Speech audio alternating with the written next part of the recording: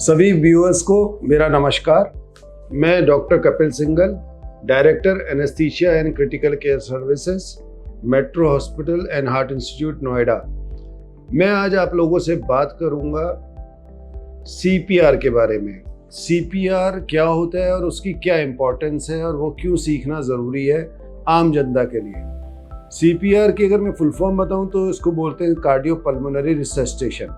CPR is a series of activities, यानी कि एक सीक्वेंस ऑफ इवेंट है जो किया जाता है किसी ऐसे व्यक्ति के द्वारा जो उसमें ट्रेंड है। किस अवस्था में किया जाता है? जब किसी को सडन कार्डियक अरेस्ट हो जाए, उस अवस्था में। अब CPR की जानने की ज़रूरत क्यों है आम जनता को?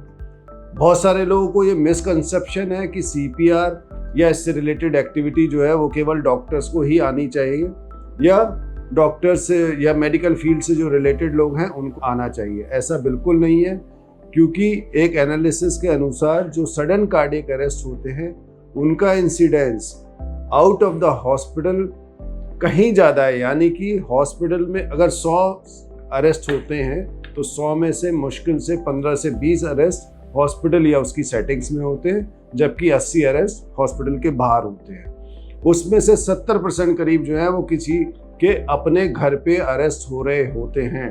तो ऐसे में सोचिए, अगर कोई ऐसा व्यक्ति जिसको CPR देना प्रॉपरली आता है वो आसपास मौजूद हो तो वो उस व्यक्ति की जान बचा सकता है। इस तरह की घटनाएं आम जिंदगी में काफ़ी होती रहती है। इसके लिए ज़रूरी है कि पब्लिक को मैक्सिमम ट्रेन किया जाए CPR एक्टिविटी में।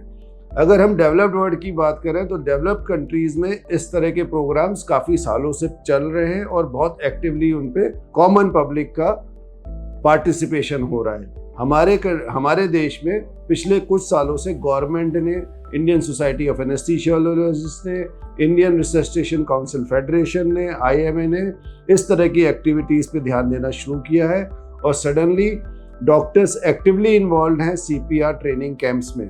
तो मेरी आप सब लोगों से जो इस वीडियो को देख रहे हैं उनसे ये गुजारिश होगी, उनसे ये रिक्वेस्ट होगी कि कृपया करके इस तरह के ट्रेनिंग प्रोग्राम्स जो आपके आसपास हो रहे हो उनको अटेंड करें।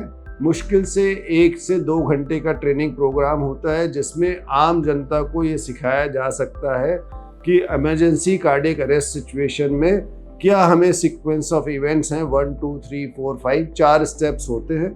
तो मैं अपनी बात अंत करना चाहूँगा एक लास्ट मैसेज से कि आप सब लोग CPR से रिलेटेड ट्रेनिंग प्रोग्राम्स को अटेंड करें और इस बात को ध्यान में रखें कि कार्डियक अरेस्ट की सिचुएशन आपके आसपास किसी भी व्यक्ति को, आपके फैमिली मेम्बर्स को, आपके पड़ोसी के मॉल में कहीं भी हो सकता है।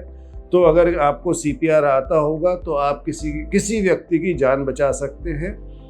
फॉर एग्जाम्पल, मैं एक एग्जाम्पल के साथ अपना ये टॉक एंड करना चाहूँगा कि आप लोग को जान के सरप्राइज होगा, जो हमारे पूर्व राष्ट्रपति हैं APJ अब्दुल कलाम साहब, जब उनको कार्डियक अरेस्ट हुआ था, सडन कार्डियक अरेस्ट उनको एक पब्लिक इवेंट में हुआ था, वो स्टेज पे थे, उनकी टीम में से किसी को CPR करना नहीं आता था। अगर आता होता और उनको उसी समय CPR प्रोवाइड किया गया होता तो शायद उनकी जान बचाई जा सकती थी। Time is money and time is everything in this particular situation.